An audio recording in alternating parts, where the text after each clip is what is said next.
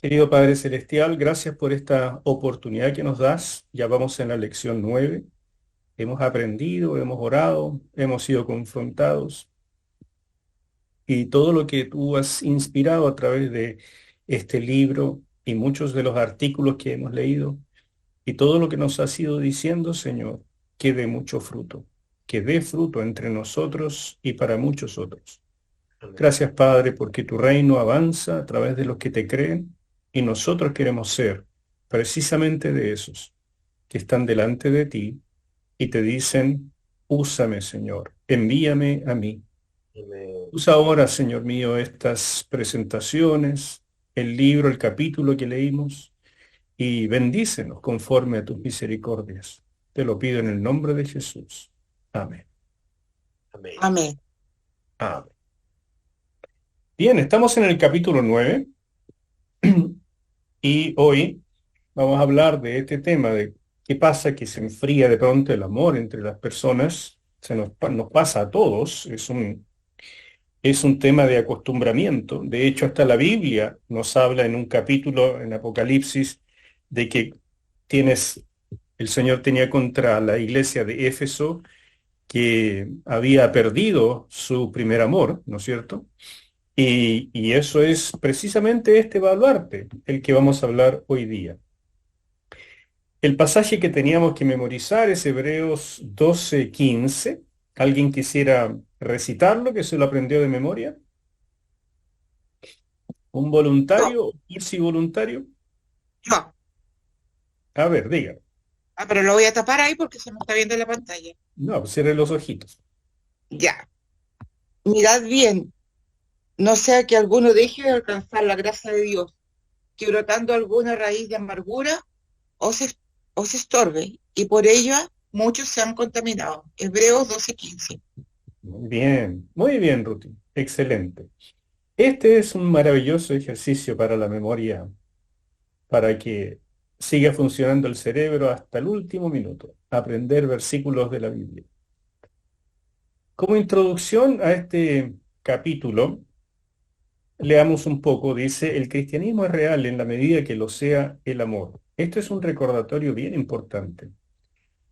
Uno puede tratar de hacer muchas definiciones de lo que es el cristianismo, pero no podemos perder de vista que el Señor Jesús lo definió como amar, amar a Dios y amar al prójimo.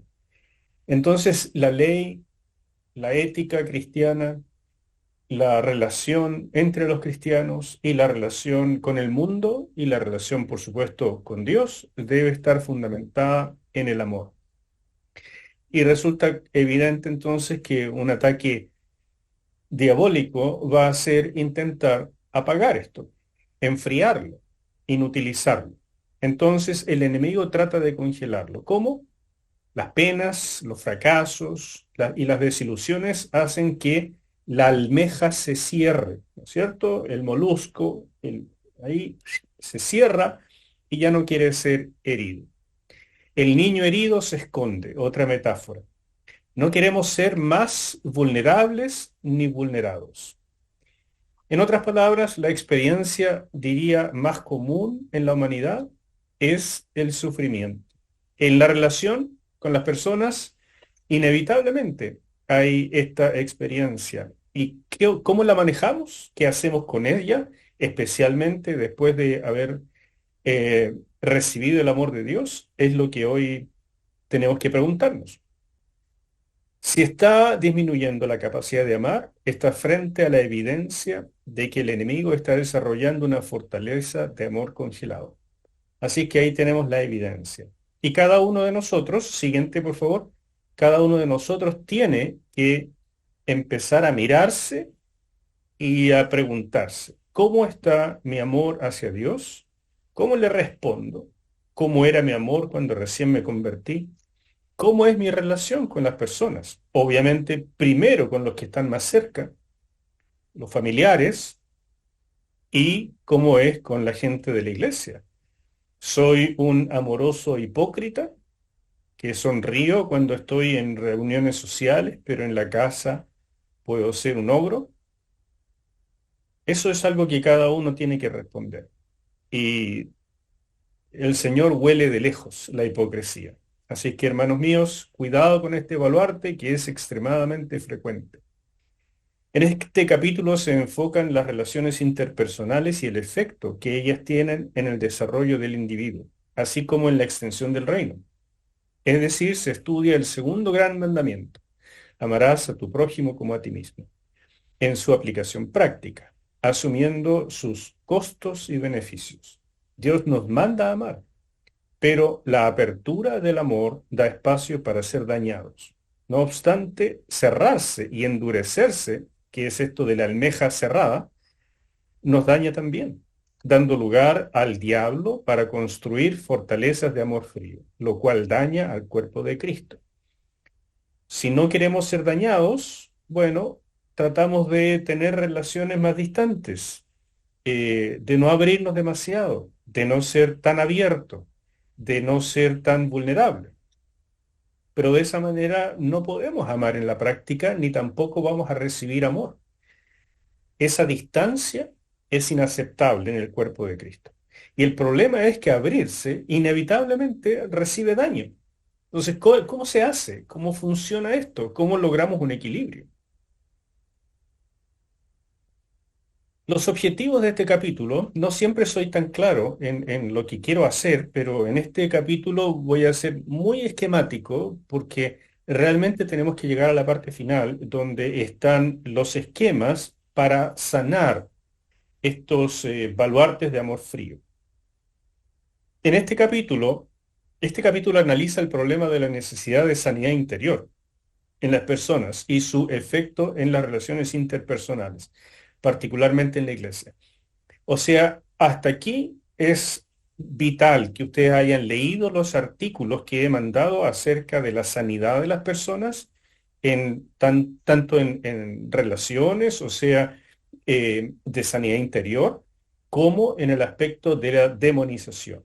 Si ustedes han hecho bien el trabajo en las lecturas y en el folleto inicial de Tomando nuestra libertad en Cristo y todo eso, ya tienen una idea. Y esa idea es importante para trabajarla y seguir trabajándola en cada uno, pero también para aplicarla en la iglesia. Y así como nos vamos poniendo más sensibles con este material, también tenemos que ponernos más sensibles en detectar en nuestras congregaciones quienes están padeciendo este baluarte de amor frío. Y entendamos esto, no es algo que vamos a llegar a nuestras congregaciones a echar fuera demonios de amor frío, sino que vamos a mirar a hermanos que están padeciendo este ataque y nos vamos a disponer para ayudar. Me encanta que Nazaret, por ejemplo, como reacción a este curso, está formando un grupo de oración de protección, un grupo de oración diferente en nuestra congregación. Y eso es exactamente lo que yo espero de esto, que aquello que aprendamos resulte en una acción, en algo diferente. Porque si nosotros seguimos haciendo lo mismo de antes, entonces es como que hicimos o no el curso, nos cambió en algo, nos afectó en algo o no. Por lo tanto, aquí en este capítulo tenemos algo extraordinariamente práctico. Derribar el baluarte de amor frío en el ámbito de la iglesia. O sea, en este capítulo tiene dos objetivos. Uno, el ambiente de la iglesia y dos, el ambiente personal. Entonces, el uno, en el ambiente de la iglesia, el cual se refleja en desunión y falta de poder. ¿Ves eso en tu congregación? Que de pronto hay menos poder de lo que hubo en otro tiempo, se producen menos sanidades, hay menos visitas y menos conversiones, hay una relación entre las personas más complejas, con más peleas, hay más desunión entre la gente, cada uno es más individualista. A veces las iglesias pasan por ciclos que depende de muchos factores. Por ejemplo, en nuestro caso, el hecho de no tener templo, de no tener muchas ocasiones para reunirnos, también lo que está pasando de que de pronto nos enfocamos en un tema y empezamos a dejar de lado otros.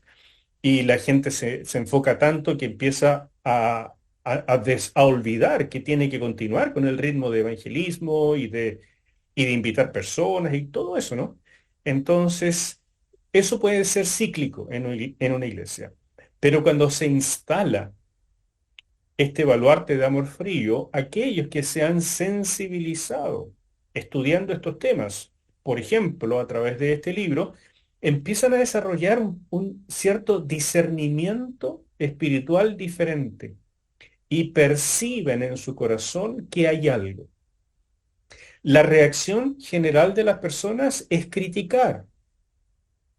Empezamos a criticar al liderazgo, al pastor, empezamos a criticar a la gente, empezamos a criticar la estructura de la iglesia, empezamos a criticar las actividades de la iglesia. O sea, sentimos que algo está mal y entonces empezamos a lanzar dardos. Pero con eso le hacemos el juego al enemigo. Cuando nosotros tenemos discernimiento es para luchar en oración. Es la única manera de hacer cambios en el reino de Dios. La crítica siempre destruye, la oración construye. Entonces, cuando nosotros tenemos el discernimiento de ver en el mundo real, el mundo físico, que se producen estos factores de desunión, de falta de poder y cosas así, el Señor nos está llamando a orar de una manera diferente y más intensa. Por otra parte, el punto número 2, derribar el baluarte de amor frío en el ámbito individual mediante el poder de Dios aplicando el proceso de sanidad interior. Ese es el segundo gran objetivo de este capítulo. Es posible que algún hermano requiera un proceso más largo de sanidad interior. Esta lección servirá entonces para descubrir esa necesidad y guiar al hermano a buscar ayuda.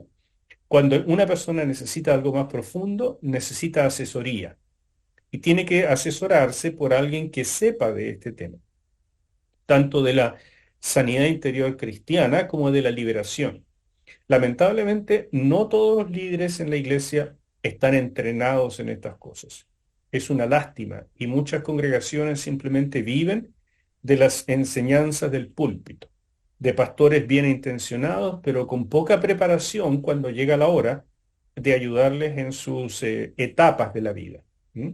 Y esto no me lo tomen como una crítica, porque yo mismo siento que me falta enorme cantidad de preparación en muchos de estos aspectos. Entonces, no estoy apuntando con el dedo a nadie, pero sí reconozco que no es un tema donde mis colegas y yo tampoco hayamos recibido mucho entrenamiento a través de la vida de preparación pastoral. ¿Ok?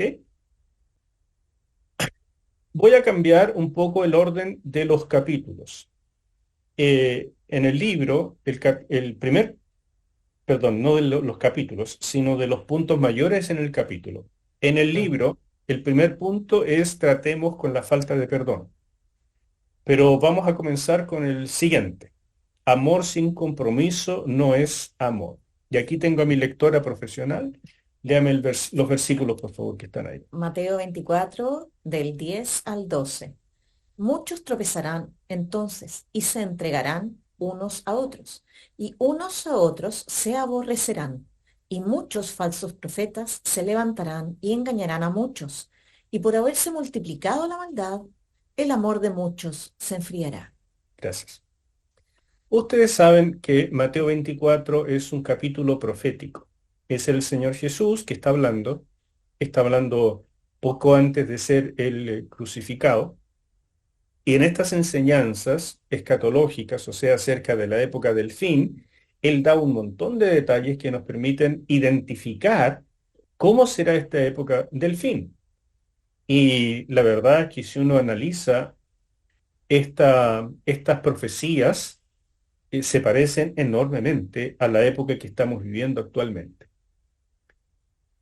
Bueno, creo que en toda época la estrategia satánica ha sido tratar de enfriar el amor.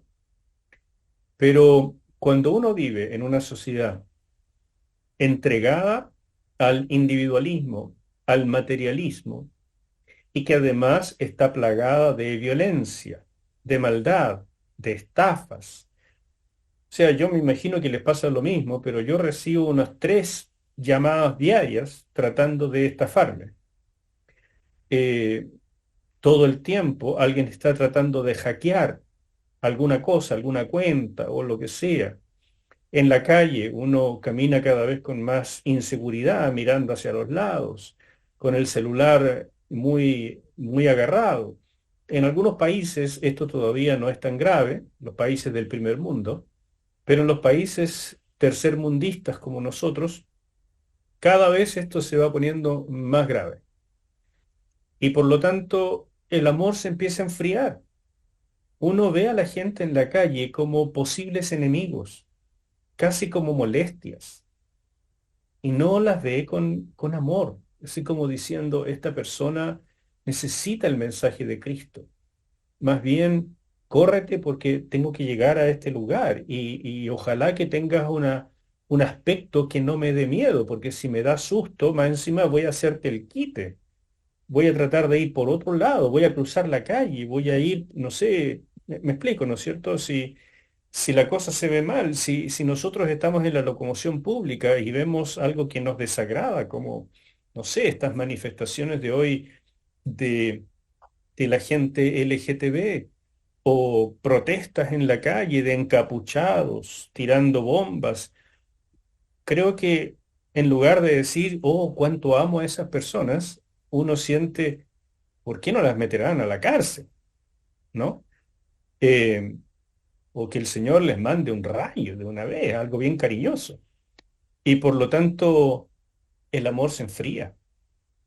Quiera o no, vamos volviendo jueces fríos, duros, y por tanto se levanta un baluarte que es negativo, que es satánico.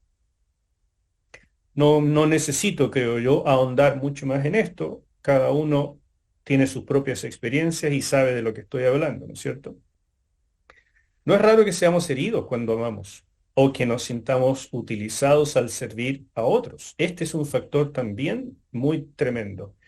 Cuando llegamos a la iglesia, tendemos a idealizar, a pensar de que es un oasis, que aquí verdaderamente me van a amar, jamás voy a ser herido, ni traicionado, ni nada, y mientras afuera puedo tener miedo, aquí adentro en la iglesia voy a ser protegido. Y creo que es una buena manera de ver la iglesia. En efecto, la iglesia es un refugio, es un lugar diferente.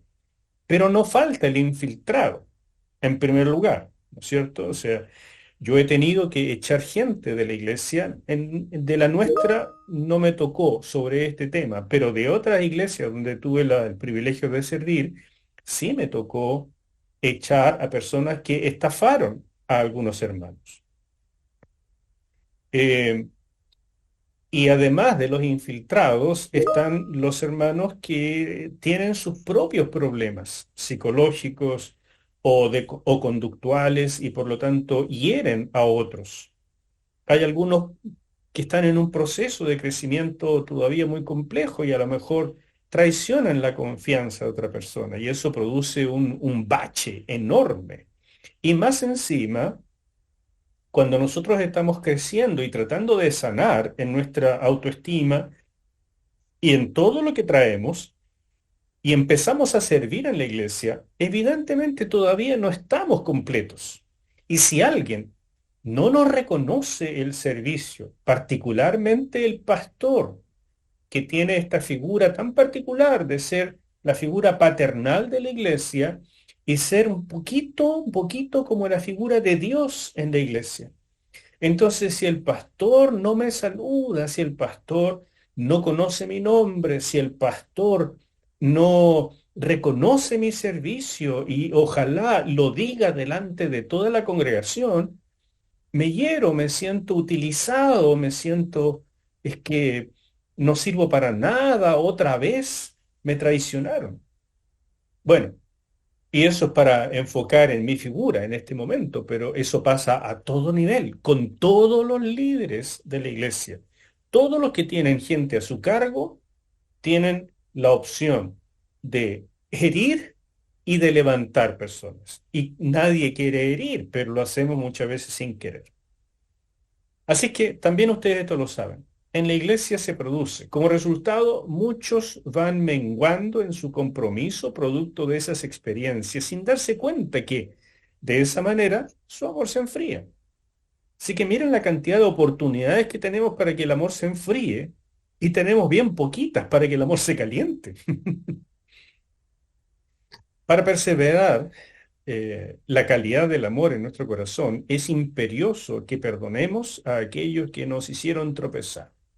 Cada vez que rehusamos perdonar, nuestro corazón se endurece, no solo hacia esa persona, sino también hacia Dios. El Señor dijo con claridad, yo te voy a perdonar siempre que tú perdones a tu hermano.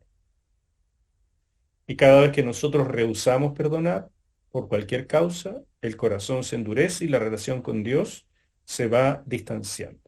Es una regla en el reino de Dios. Por tanto, el perdón, ustedes se empiezan a dar cuenta que es el centro del tema de las raíces de amargura, que es lo que tratamos en este capítulo. Podemos pensar que estamos abiertos a Dios, aunque guardemos resentimiento hacia una persona, pero no es así. El apóstol Juan nos advierte, si alguno dice, yo amo a Dios y aborrece a su hermano, es mentiroso. Pues el que no ama a su hermano, a quien ha visto, ¿cómo puede amar a Dios, a quien no ha visto? Entonces, hermanos, aquí para comenzar este capítulo está este recordatorio.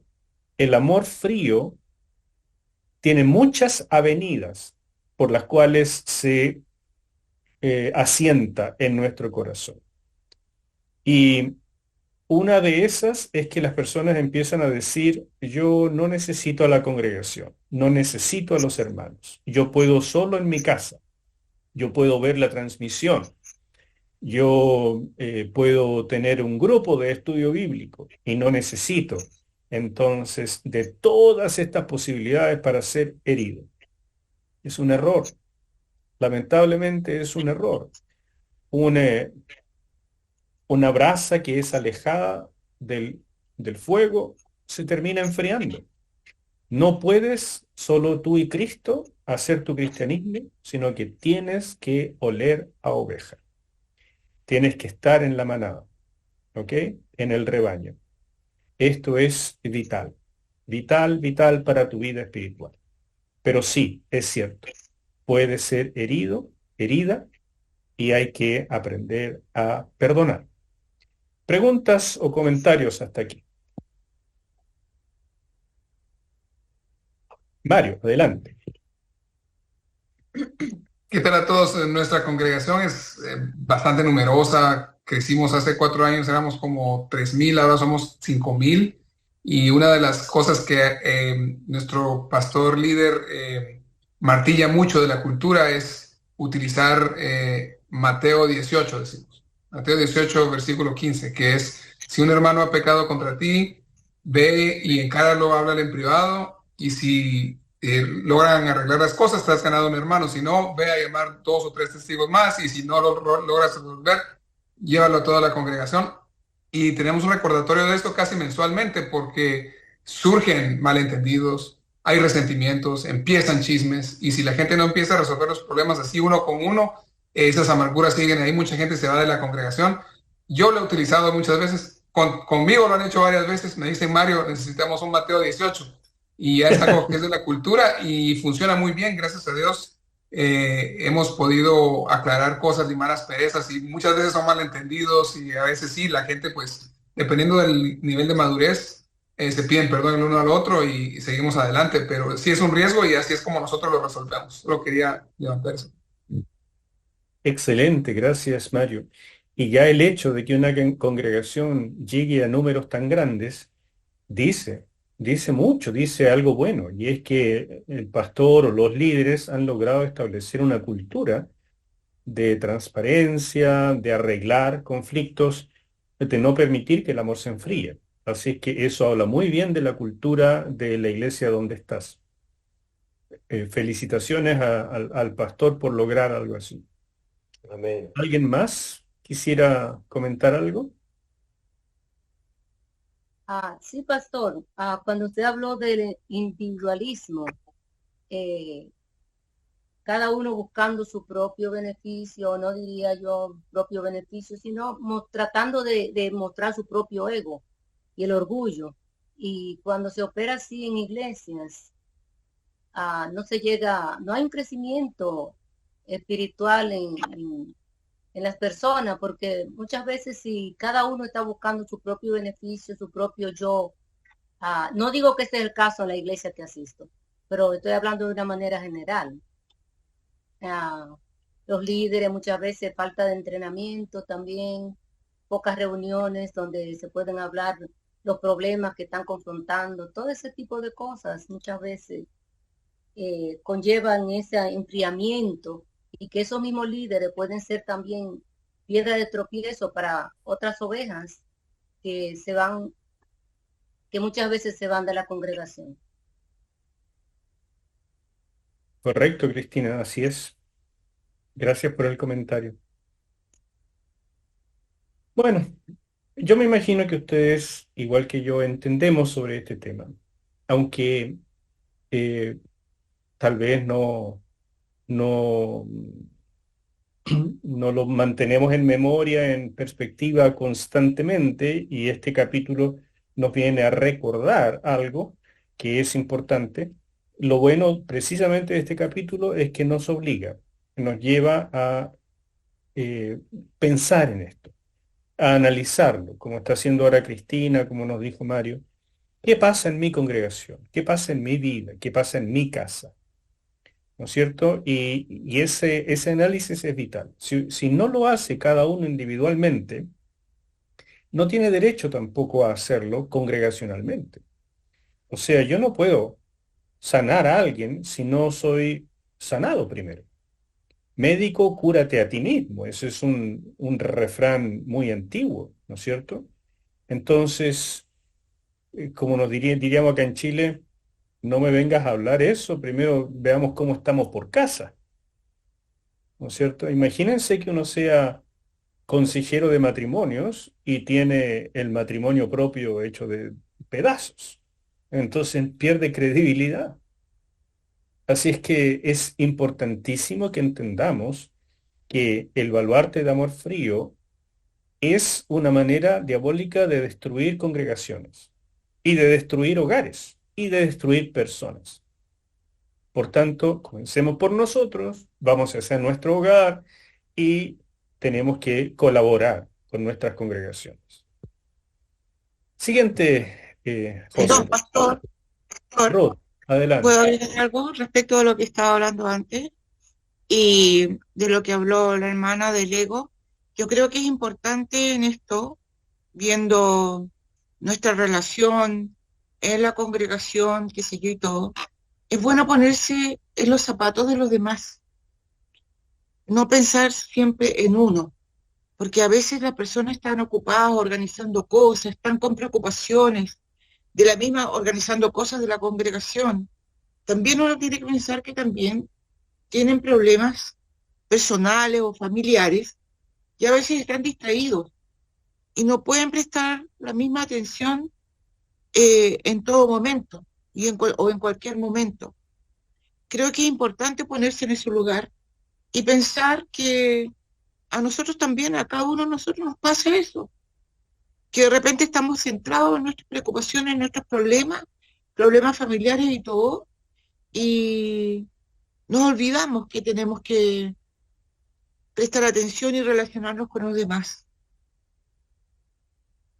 Tiene mucha razón, Ruth. Comparto 100% lo que dice. O sea, este capítulo no trata ese aspecto, pero lo que usted está diciendo se podría resumir en que todos nosotros tenemos que formar una piel un poco más gruesa también, no ser tan sensibles, porque esto de estar constantemente autocentrados nos produce una hipersensibilidad a los daños que recibimos. Y muchos de los daños no son intencionales, y como dice usted, puede ser simplemente por una distracción o porque está ocupado en otra cosa. Entonces hay que dimensionar las cosas, o sea, formar una piel un poco más firme. Cuando enseño en talleres de pastoreo y cosas así, siempre le digo pastores más jóvenes que tenemos que formar cuero de chancho, ¿verdad? O si ustedes quieren, de cocodrilo, algo duro, porque los dardos, los chismes, los abusos, las mentiras, las calumnias son parte normal del ministerio. Entonces, y normal me refiero que es extremadamente frecuente, no que sea bueno, no pretendo normalizarlo. Es pecado y es diabólico, pero es extremadamente frecuente y por lo tanto, si uno no forma una piel más dura, pasaría herido. Pero la congregación necesita también formar esa piel más empática y más, un poquito menos autocentrada. Así que gracias por las participaciones, tanto de Ruth como de Cristina, que enfocaron ese aspecto tan importante. Pero el capítulo, claro, quiere centrarnos en qué pasa con nuestro yo interior que sentimos que ha sido dañado, sea voluntariamente por otra persona o involuntariamente, pero igual sentimos que tenemos un daño. ¿Qué hacemos con eso?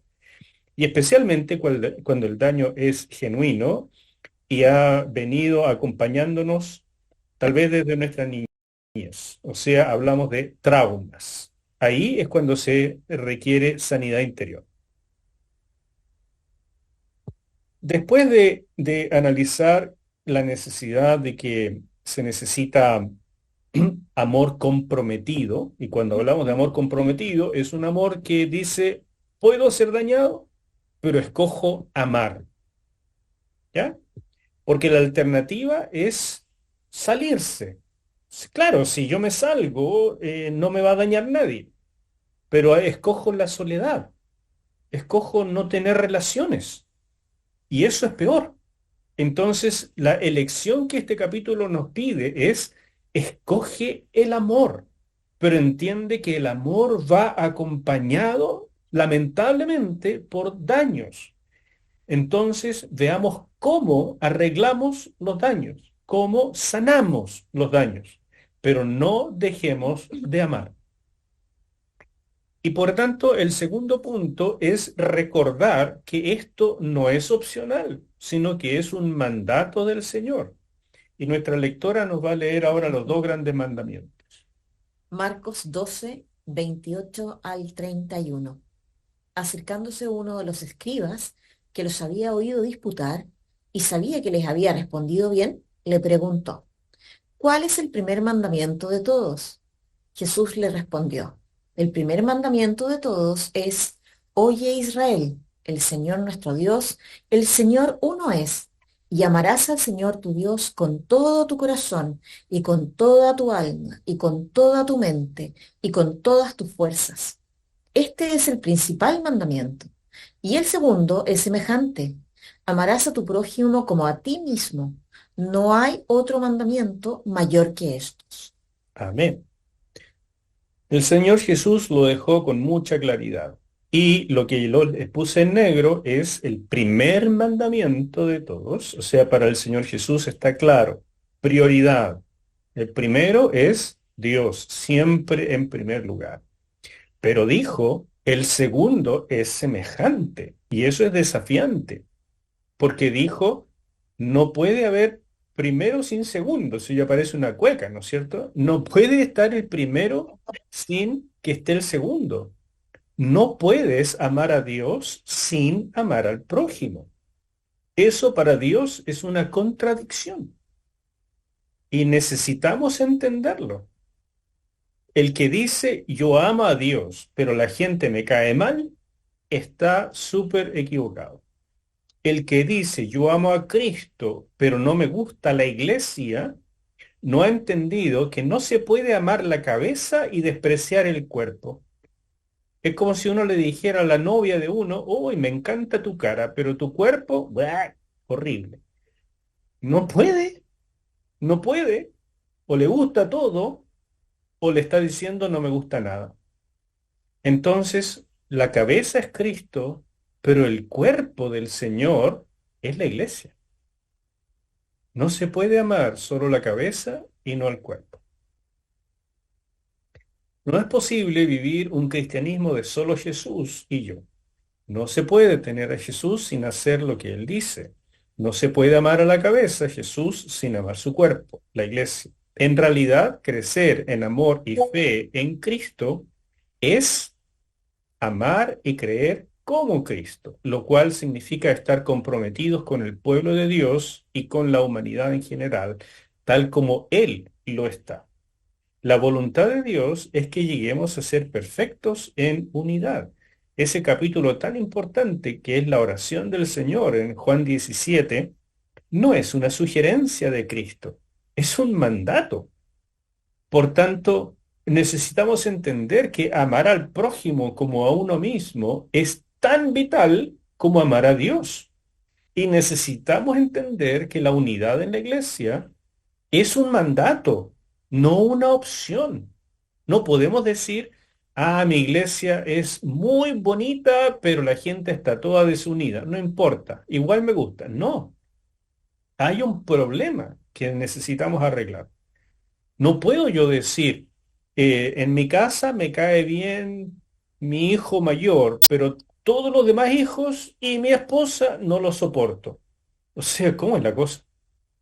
Esa casa está dividida y está creciendo hacia la ruina. Así que, hermanos míos, esto es como, todavía es introducción. Estos dos puntos del capítulo nos hablan de una necesidad imperiosa que no podemos soslayar. Y aquí comienza el punto principal, que en el libro es el primero, pero que lo dejé al último, precisamente para poder tratarlo con un poco más de cuidado en esta hora que nos queda de clases. Vamos entrando en esto y voy a parar para que puedan hacer sus comentarios o sus preguntas. Mateo 24:12 dice, por haberse multiplicado la maldad, el amor de muchos se enfriará. Eso ya lo habíamos leído antes. Una iglesia dividida no puede perdurar. El enemigo lo sabe. Y por eso, una de las mayores áreas de batalla espiritual en la iglesia se halla en las relaciones interpersonales. Así, una iglesia victoriosa se caracteriza por su compromiso con el amor. El uso del arrepentimiento representativo aquí es muy importante. Un ejemplo está en Daniel 9. Cuando Daniel recibió revelación de parte del Señor de que su pueblo había pecado y que por eso habían sido llevados cautivos a Babilonia, pero también recibió como revelación que ese cautiverio duraría 70 años, porque lo había profetizado el profeta Jeremías. Entonces Daniel se propuso comenzar a orar. Y dentro de esa oración, que obviamente tenía el objetivo de que la profecía de los 70 años se cumpliera ya, él comenzó a arrepentirse representativamente. Y eso es tan interesante, porque Daniel mismo no había pecado, pero él comenzó a arrepentirse por los pecados de sus antepasados, por los pecados que llevaron a la nación al cautiverio. Entonces, la lección de esto es que cuando nosotros vemos este baluarte de amor frío, podemos comenzar una batalla de oración arrepintiéndonos por los que todavía no se arrepienten, pidiéndole al Señor que les dé discernimiento, que les abra los ojos acerca de lo que están haciendo y cómo desunen a la iglesia, que les dé visión de lo demoníaco que es lo que está pasando en la congregación, que haya un espíritu sumiso para que las prédicas también sensibilicen al pueblo y lo lleven a postrarse delante del Señor. Entonces, el que ya tiene esa percepción no tiene que estar apuntando con el dedo a todo el mundo. Lo que tiene que hacer es encerrarse en su cuarto en primer lugar y comenzar a orar. Y en esa oración puede incluir el arrepentimiento representativo, que es, Señor, yo me humillo delante de ti por los que todavía no se humillan, por los que están soberbios, por los que no perdonan. Yo, Señor, me arrepiento delante de ti por esa soberbia, por guardar rencor, por todo eso. Ustedes pueden hacer eso. el ejemplo de Daniel nos muestra que sí existe en las leyes del reino de Dios la posibilidad de orar de esa manera por otros. El amor frío es una fortaleza demoníaca. Pónganlo eso en alguna parte de su Biblia, escríbanlo. Cuando hay amor frío es Satanás actuando. Eso no es normal. En lugar de amor frío pueden ustedes colocar cuando no hay amor, porque el amor frío se nota porque uno siente como que no hay amor, ¿ya? Pero se llama técnicamente, para hablarlo así, una fortaleza demoníaca de amor frío. Derriba el poder de la oración e impide el fluir de la sanidad y las conversiones. De hecho, donde se observa rencor o falta de perdón, el mundo de los demonios tiene libre acceso. Esos espíritus malignos son llamados torturadores, flageladores o carceleros. En griego es la palabra basanistés, que está en Mateo 18, versículo 34. Aquí tienen un nombre de un demonio especializado, de un tipo de demonio, los basanistés, que son los torturadores, flageladores, carceleros. Y también los llama la Biblia los verdugos. Lamentablemente me tocó eso a mí, pero ¿qué le vamos a hacer? ¿Ya? Pero yo no soy un basanistés, no se preocupe. ¿Ya? La Biblia nos dice que incluso una pequeña raíz de amargura en una persona puede dañar a muchos, como era el versículo que hoy día memorizamos. Preguntas o comentarios. Pastor, ay, cada día le doy tanta gracias al Señor por haber asistido al curso de armas de nuestra milicia, pastor. Usted no sabe cuánto yo le agradezco el desafío que usted nos hizo al inicio del curso, y fue el de la oración. Amar la oración. Y me he ido por esa parte buscando, compré los libros de prayer, ¿cómo se llama? Richard Foster, y otros ahí, y me he metido en lleno con la oración. Amén. Y he tomado la iniciativa mía, o sea, yo lo estaba haciendo, veía uno triste, oraba en la iglesia, porque es que el Señor quiere el cuerpo de Cristo, y entonces me duele ver que ese hermano está en tristeza, que el otro que tiene como raíz de amargura, que el otro tiene el orgullo que le sobresale a flor de piel, y entonces uno no se convierte en juez, sino que lo llevamos en oración, y eso es grande. Nosotros creo que debemos hacer más énfasis en esto, en las iglesias, en vez de así, de estar como individualizándonos y como nos decía la hermana, que a veces hay personas líderes que están aéreos, que tienen problemas, pero nosotros somos los que estamos detrás, el cuerpo de Cristo, orando por esas personas. Y me gusta ahora, como usted lo ha presentado, de que en verdad teníamos que estarlo haciendo. Yo lo estaba haciendo sin saber. Gloria a Dios. Pensando en el amor de Cristo, en el amor por su iglesia.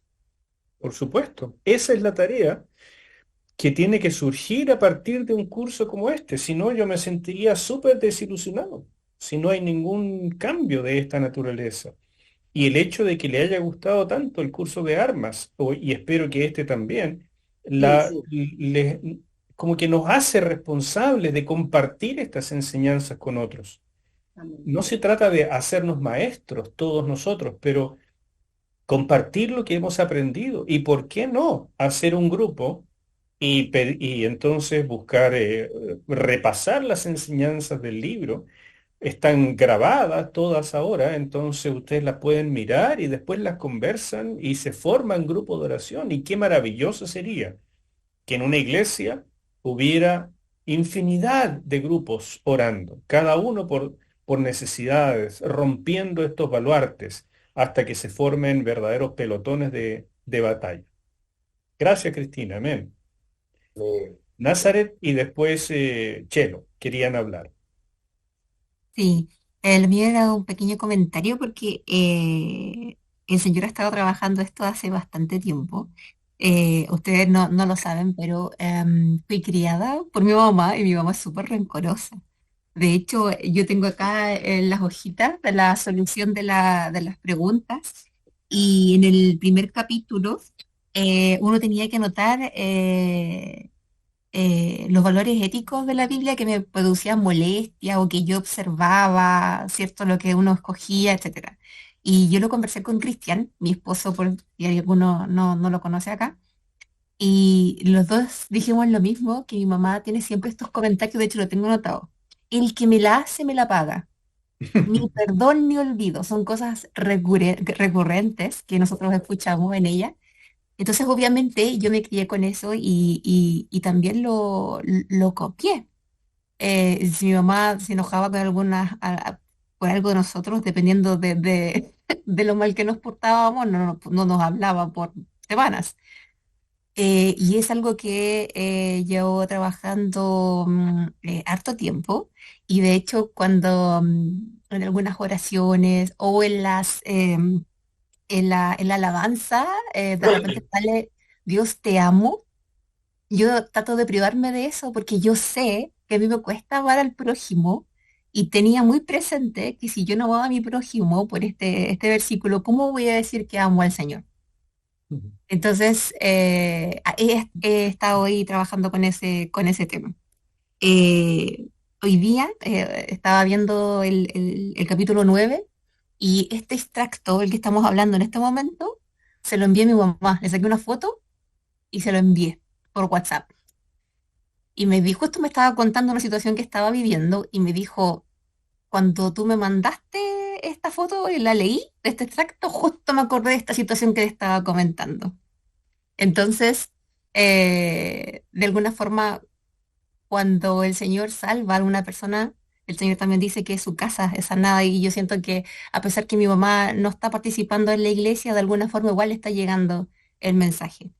Amén. Y esto es algo que me gustaría que, bueno, si hay descendencia en nosotros, me refiero a Cristian y a mí, que no se pase, porque es bien triste.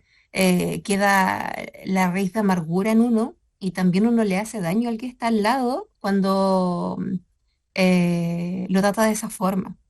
Entonces, me sorprendió el capítulo 9 porque era algo que yo ya venía hace tiempo y qué bonito enfrentar algo que viene desde que tengo uso de razón, que me he criado con eso. Así que está bueno.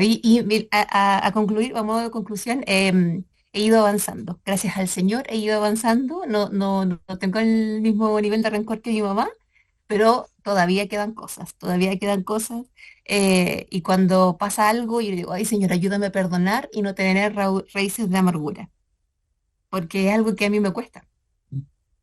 Interesante va a ser llegar al final entonces, NASA, para que podamos trabajar el proceso de cómo es esto, porque el Señor, fíjate qué interesante, no te va a ayudar necesariamente a perdonar, porque Él mandó perdonar. Y cuando Él manda algo, Él sabe que nosotros podemos hacer. Entonces sí, puede darnos una mano, sí, puede darnos un poquito más de dulzura, pero Él sabe que ya podemos hacerlo. Por lo tanto, lo que vamos a aprender al final del proceso para hacerlo es lo que uno tiene que tomar y decidirse a ponerlo en práctica. ¿Ya? Chelo o Meli, ¿quién quería comentar algo? Sí, oye, qué fuerte lo de NASA, gracias por compartirlo, qué interesante. Así que gracias NASA por eso. Yo No le quería, digan a mi mamá eso sí, por favor, cuando la vean en la iglesia, no le digan, ¿ya? No le muestren esta grabación. No te preocupes. claro, no le vamos a dar, digamos, el detalle de lo que dijiste, está bien. Eh, Era pensar de que, o digamos, poner sobre la mesa que finalmente todos llegan a la iglesia, llegamos a la iglesia con expectativas de lo que en la iglesia se vive, se hace o cómo tiene que ser, de tal manera que cuando las cosas no se dan como uno quisiera, pasa esto que la lección un poco muestra, ¿no? Uno se tiende a ir, entonces se siente y prefiere no conversar las cosas y por eso creo que es muy importante claro, uno se dé cuenta de que la iglesia no es a la manera de uno, sino que pueda ir entendiendo y conociendo cómo Dios espera que la iglesia funcione. Entonces, El ejercicio, si uno tiene un problema con alguien, uno pensará que en la iglesia, no sé, no puedo tener problemas con ese alguien porque lleva mucho más años que yo en la iglesia, entonces él tiene que venir, pero la verdad es que la Biblia dice que si de uno depende, vaya y lo arregle. Entonces a lo que voy es que toda expectativa, y por eso es ideal este proceso de crecimiento en discipulado, que podamos ir entendiendo cómo Dios ve una iglesia funcionar, para que nuestras expectativas se alineen a eso y no a lo que uno cree que es la iglesia, lo que la iglesia me puede entregar a mí, porque finalmente en ese raciocinio la cosa no va a avanzar. Amén. Gracias, Chelo. Importante comentario. Ahí, veo hartas manitos levantadas. Mario, después la Vicky, después la Susi. Sí, gracias. Les quería comentar, me recordó lo que dijo NASA, me recordó de una experiencia que fueron 2 semanas, son 2 semanas desde que hablamos, ¿verdad? Estaba de viaje de negocios, estaba en Nueva York y no había leído la lección de esta semana y me vino a la mente una tía mía que vive en Costa Rica que estuvo muy enferma, casi muere al principio de año y fue algo de repente porque ella toda la vida fue muy saludable y no nos podíamos explicar qué le había pasado, ella tampoco, de repente paró en el hospital, le dio un ataque, le dio esto, tenía malo todo tipo de problema de salud y no, ella tiene tal vez unos 65 años, no es tan mayor y siempre fue muy activa y fue un gran misterio para todos nosotros, pero estamos checando a ver cómo está de vez en cuando. Y me vino a la mente, llevaba tal vez un mes de no hablarle y la llamé, tía, ¿cómo está? No sé qué, no sé cuándo. Y me dice, mira, Marito, tengo mucha amargura, me dice. Soy triste, tengo una depresión tremenda, no sé por qué es, pero siento una amargura que no la consigo explicar. Y la escuché nada más y lo dejamos allí. Y le dije, bueno, tía, voy a orar por usted. Ella es católica, como crecimos todos en mi familia, sigue siendo católica. Oramos y le pregunté si estaba yendo a misa, me dijo que sí, si oraba, me dijo que estaba orando, si estaba leyendo la palabra, me dijo que eso no. Y ahí lo dejamos, le dije, bueno, voy a orar por usted, tía. Chao. Regreso a mi escritorio, abro el libro y empiezo a leer la lección y de repente veo que es de raíces de amargura y me quedo pensando, bueno, eso fue lo que me dijo mi tía, qué interesante. Y llego al artículo que tenemos después que dice tema raíces de amargura, lo empiezo a leer, el inciso 3 que dice el cuerpo puede enfermarse a consecuencia de la enfermedad del espíritu y del alma. Vengo yo, le tomo una foto, se la mando a mi tía y ella me dice, Marito, increíble que veas esas palabras que escribieron en ese comentario y es exactamente lo que me pasó a mí. Entonces la volví a llamar y le dije, tía, mire, tiene que empezar a leer la palabra de Dios. Y me dijo, después de que cuelgue acá con ustedes, les voy a llamar. Me dijo que iba a comprar una Biblia y iba a empezar a leer la palabra. Y ella se dio cuenta que lo que le pasó, pues es algo psicosomático y que es más espiritual que otra cosa. Y ella creció sin su padre y su madre casi que la abandonó. Y pues me imagino que tiene muchos resentimientos a raíz de eso. Así que quería agradecerles por eso y darles ese testimonio que espero que ella pronto acepte al Señor a Jesucristo como su Señor y Salvador y gracias a esta palabra de amargura que se salió de la nada. Gracias. Amén. Interesante, Mario, realmente el testimonio. Uno no sabe hasta dónde llegan las semillas cuando uno siembra. Maravilloso.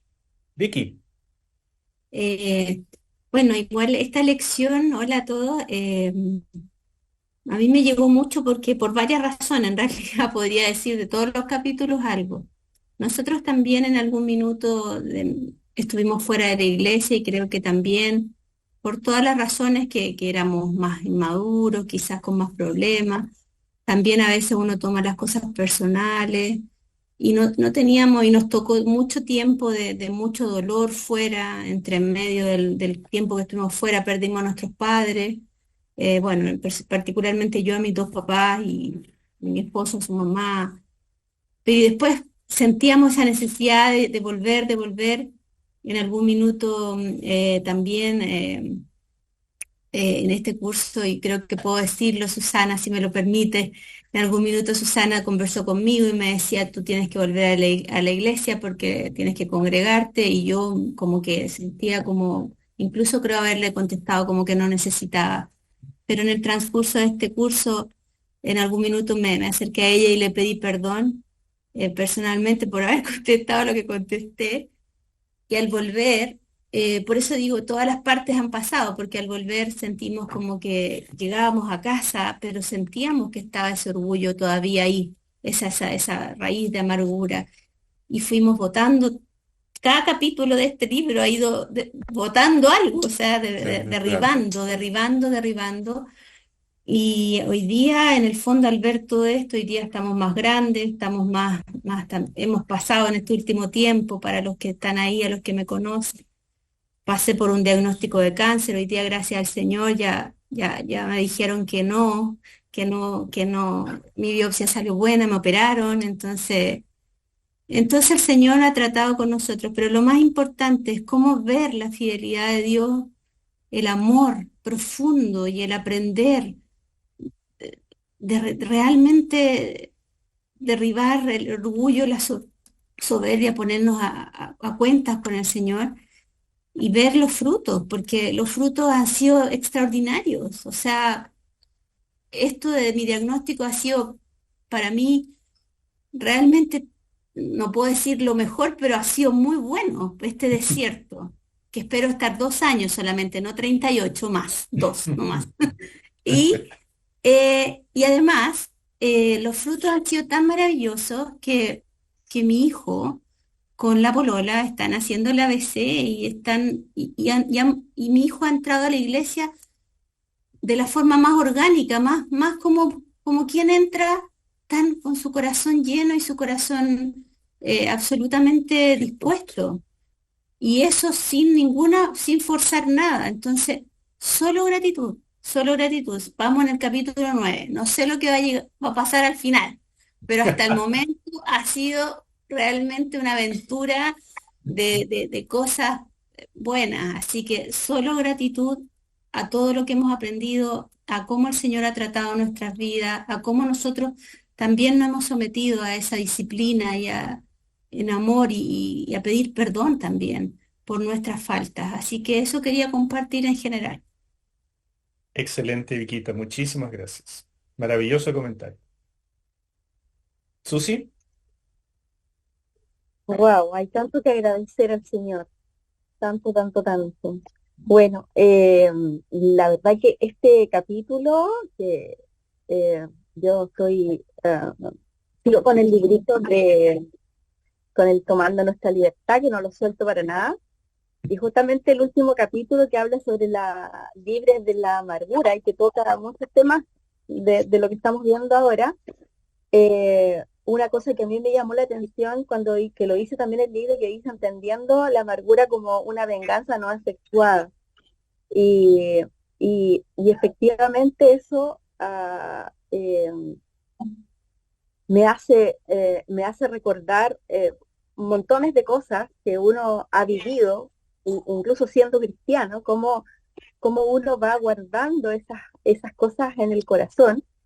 Y hoy día las veo como gráficas, como ese muro, ese muro que va creciendo cada día, que se va fortaleciendo, que además el enemigo va usando de una manera muy hábil, y nos olvidamos de que cuando Dios dice que así como Él nos perdonó y Él no se va a acordar ni tampoco lo va a usar en nuestra contra, sino que verdaderamente nos perdona, y nosotros nos cuesta a veces tanto poder perdonar, con o sin razón, porque en el fondo el Señor nos llama a eso, a perdonar.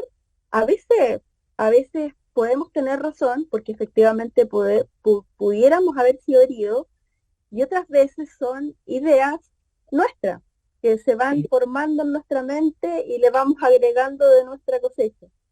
Entonces, el llamado a perdonar, no importa qué, incluso el Señor ni siquiera nos dice, o sea, nosotros a veces creemos que incluso lo tenemos que olvidar y forzamos nuestra mente a que lo tenemos que olvidar.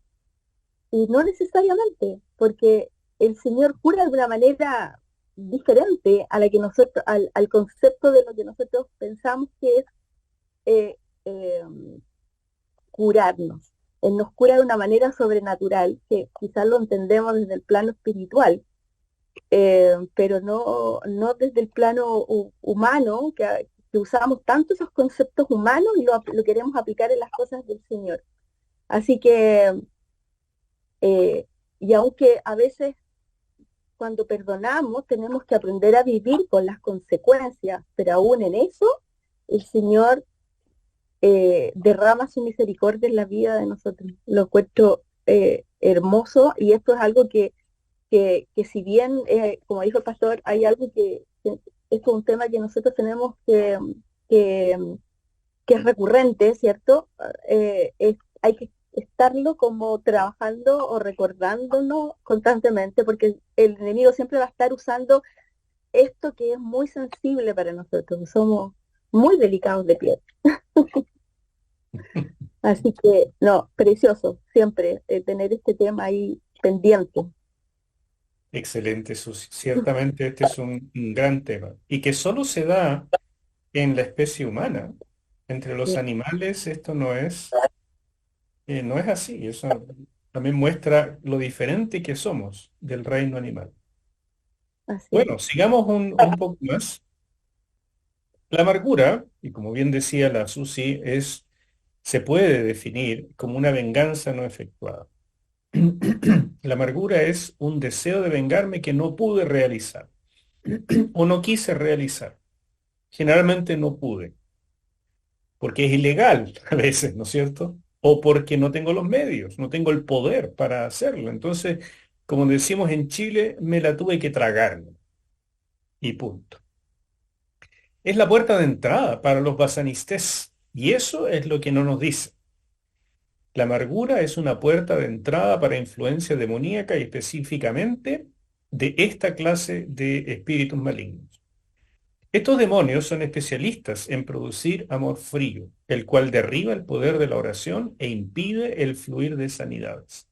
Es claro entonces que la amargura daña a muchos. Necesitamos examinarnos a nosotros mismos procurando descubrir síntomas del baluarte de amor frío por medio del descubrimiento de raíces de amargura. Así que aquí ya empieza el trabajo personal. ¿Quieres crecer en esta área? Punto número 1, examinarse uno mismo. ¿En qué? ¿Habrán síntomas de amor frío? ¿Cómo sé si existe eso? Bueno, es equivalente a que encuentres raíces de amargura.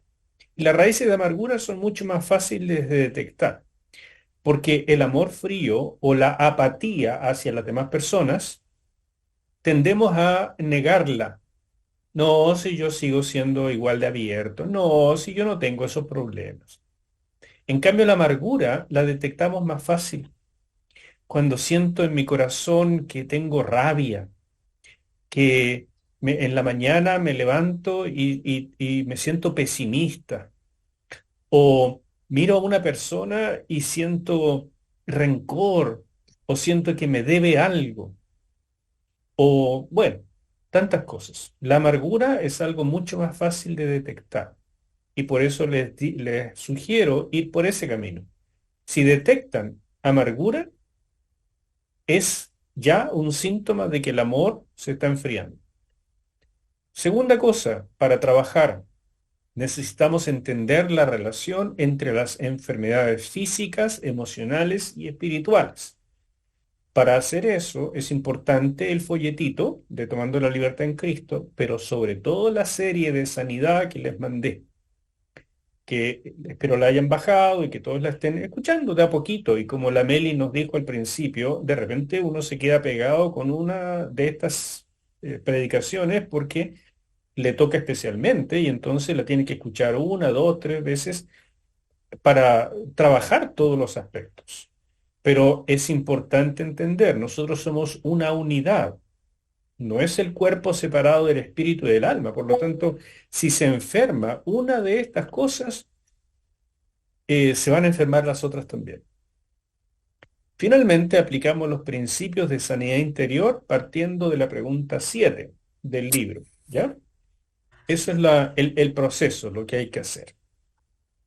En esta lámina número 10 están los dos principios de liberación que están en este capítulo del libro y están los dos en la página 55. Así que ustedes ya lo leyeron y simplemente se los destaco para que sepan y lo subrayen en su libro como Principios Espirituales para la Liberación Espiritual. ¿Cómo tratar las raíces de amargura? Aquí viene ya tema bien en serio, ¿no es cierto? ¿Cómo se hace en la práctica? ¿Cómo lo vamos a hacer cuando nos damos cuenta que hay alguien con este problema? Lo primero, hermanos míos, es que no puede uno acercarse a alguien y decirle, tú tienes una raíz de amargura, yo quiero ayudarte a trabajarla. Eso no funciona. Lo que hay que hacer es orar por esa persona para que el Señor le revele. Lo que hay que hacer es tender puentes hacia esa persona para ganar confianza. Lo que hay que hacer es ayudarle a estudiar un libro como este para que el Señor le hable.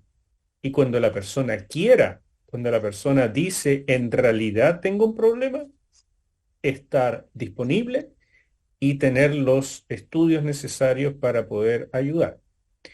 Y la manera de ayudar es, en primer lugar, el proceso de sanidad interior, que puede o no incluir liberación de espíritus. Eso ténganlo presente. El proceso de sanidad interior yo creo que todos lo necesitamos, pero a veces puede incluir sanidad, o sea, liberación, expulsión de demonios. No siempre. Pero lo que sí va a incluir todas las veces, siempre, siempre, siempre, el proceso de sanidad interior es el proceso de perdón. ¿Ok? Sanidad interior. Así se define en psicología cristiana, porque la psicología no cristiana usa otros procesos, pero la psicología cristiana ha logrado definir lo siguiente. Sanidad interior es la acción de la gracia de Dios por la cual nos ayuda a apropiarnos del sacrificio de Cristo para revivir recuerdos olvidados y arrepentirnos, perdonar y perdonarnos. Así que yo les ruego que vean esto y subrayen. Uno, es gracia de Dios. Es Dios interviniendo en la vida de una persona que tiene el alma enferma. Esto no es, les voy a dar una pastilla para que se sientan mejor. No. No es tampoco que yo voy a orar por ustedes o el terapeuta, a eso me refiero con personalizarlo como yo. No es que alguien va a hacer algo por ustedes, es Dios que los considera hijos y por su gracia va a trabajar con ustedes siempre que quieran. Segundo, todo pasa por la apropiación. Todo pasa por la apropiación del sacrificio de Cristo. La gracia de Dios comienza con eso. Ese es el poder por el cual somos sanados. La gracia de Cristo, la sangre de Cristo, las heridas de Cristo en la cruz, no solamente sanan el cuerpo enfermo, sino también el alma enferma y el espíritu enfermo. ¿Ok?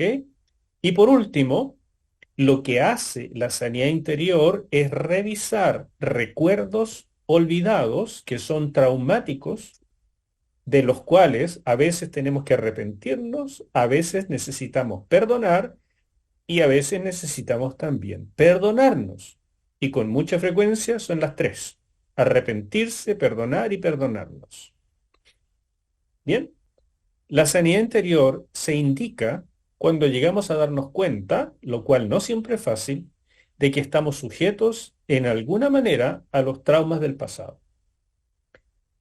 El negacionismo que practicamos generalmente es decir, yo estoy bien, yo estoy normal, yo no tengo ningún problema, no sé de qué me hablas. Ese negacionismo hace que nosotros no podamos ver que sí necesitamos ayuda, que en efecto estamos pegados al pasado, que aunque creemos que lo tenemos todo resuelto, nuestras acciones indican que no. En otras palabras, ustedes no necesitan decirme si están sanos.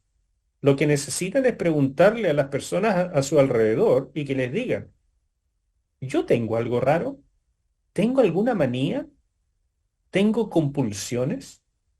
¿Tengo actitudes repetitivas que son difíciles? ¿Mi personalidad es complicada? Pregúntenle a las demás personas. Y si las demás personas los quieren y tienen confianza, le van a decir, sí, tienes este y este y este otro problema. Y ustedes van a enojarse. Porque no les gusta a nadie, ninguno nos gusta que nos digan que tenemos problemas. Pero si tienen la suficiente humildad de escuchar a otra persona y no decirle, ah, ¿y tú? No, si no se trata del otro. Si ustedes preguntaron, aguántense lo que les digan. Y entonces, con humildad, llevar estas situaciones para un proceso de sanidad interior. ¿Ok? Cualquier temor, ansiedad o compulsión irracional causados por heridas del pasado pueden ser quebrantados mediante la oración siempre que la persona crea en el poder de Dios y se discipline en su vida cristiana en lo que de ella dependa. En algunas ocasiones, este proceso puede requerir la aplicación de los principios de liberación espiritual, toda vez que espíritus inmundos se aprovecharan de la condición dañada del alma de la persona para influir en mayor o menor grado. Así es que se requiere más sabiduría todavía del terapeuta o del pastor o el quien esté haciendo las veces de monitor, digamos, de mediador, en definir cuándo que requiere liberación y cuándo es solo un proceso psicológico. Y cuando digo solo, no por eso significa que sea pequeño, porque los procesos de traumas pueden ser extremadamente profundos y complejos. Por eso es tan importante estar siempre estudiando de estas cosas. Estudiar de estos temas nos ayudan a sanarnos nosotros mismos y ser útiles para otros. Resumen del proceso de sanidad interior. Esta foto me encanta porque el resumen es que Cristo nos reviste con su sangre, nos limpia, nos quita el pasado, nos quita el dolor del pasado y nos viste de Él mismo. Eso es el proceso de sanidad interior en resumen.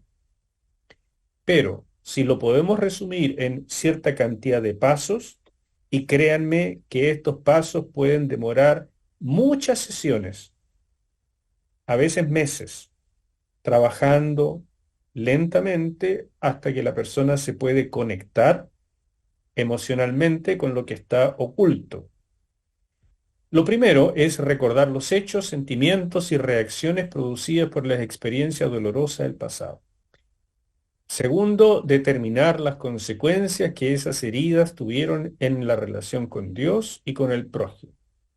Si, por ejemplo, hemos tenido una experiencia dolorosa con nuestro padre, es muy posible que nos cueste después tener una relación cercana con Dios. Si tuvimos un padre ausente, inevitablemente vamos a tener una sensación de que Dios también va a ser un padre ausente. Vamos a tener una relación de desconfianza con Dios.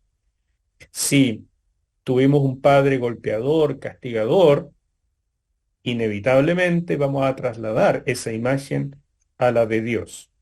Y todo eso hay que sanar. Y lo mismo pasa con el prójimo. Si nosotros fuimos abandonados de niños, ya sea físicamente o emocionalmente o todas las anteriores, nos va a costar relacionarnos con el prójimo porque va a haber una fuerte desconfianza hacia lo que las personas nos puedan hacer. ¿Me siguen? O sea, lo primero es recordar, pero lo segundo es empezar a determinar las consecuencias que eso produce. Aplicar la sanidad de Dios apropiándonos por fe del perdón de pecados y del amor de Dios. Entregar nuestros dolores a Cristo crucificado y ver en sus llagas la curación de las propias. Esto que está escrito y que me demoré 3 segundos en leer es la parte más difícil. Aquí es donde se aplica la fe, aquí es donde la gente llora cualquier cantidad, aquí es donde el corazón se abre, se rompe y se vuelve a armar. Esta es la parte compleja, cuando nos enfrentamos a las heridas y las empezamos a colocar en las llagas de Cristo y por fe empezamos a sentir la restauración. Perdonar a los causantes de nuestras heridas como nosotros fuimos perdonados por Dios en Cristo. Como les dije, siempre va a haber un proceso de perdón. Porque si hubo daño, es que hubo, si hubo daño, es que hay necesidad de perdonar. Entonces, esto nunca va a estar ausente. Olvídenlo si ustedes creen que alguien puede salir de este proceso sin enfrentar la necesidad de perdonar. Por lo tanto, necesariamente vamos a tener que estudiar también cómo se hace para perdonar. Una vez que hemos entrado en el proceso de la sanidad interior, que como les dije, aquí lo resumí en 4 puntos, súper rapidito, pero eso es lo que se hace. En realidad, eso es lo que se hace, solo que toma tiempo. Cuando llegamos al proceso de perdón, yo lo resumo en 5 pasos. Yo les mandé unos artículos para leer. Estos 5 pasos son los que extraje de la vida de José. Entonces, yo les recomiendo enormemente leer el libro de la vida de José cuando quieran trabajar en un personaje real, cómo fue, en su caso, el tema del perdón. Así que no puedo decirlo con más énfasis. Lean ese libro. Pero resumidamente, ahí van en el artículo que les mandé los 5 pasos que vamos a ver ahora resumidos, pero ahí están ampliados. Les mandé también un artículo de Neil Anderson, donde él recomienda pasos para el perdón. Y él lo pone muchísimo más detallado, creo que son 12 o más pasos. Entonces, uno llega a aburrirse de ver tanto paso. Pero da lo mismo, porque aporta, por supuesto que aporta muchísimo. Él lo ve de esa manera más detallado y creo sin duda que es un tremendo aporte para el proceso, por eso se los incluí. Y además les incluí el capítulo 17 del libro de la fe, porque allí se trata el tema de la fe necesaria para el perdón. Cuando llegamos al momento de entregar nuestros dolores en las manos del Señor, es un paso de fe.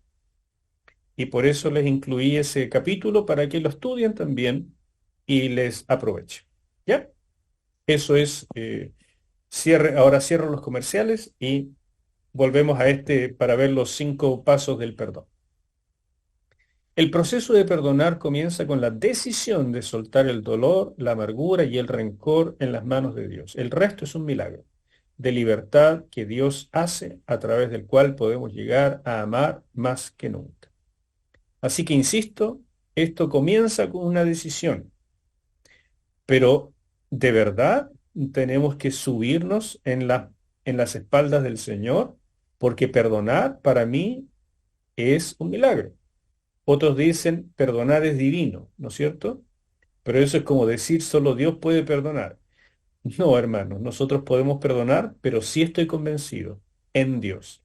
De lo contrario, el orgullo humano siempre va a poner problemas.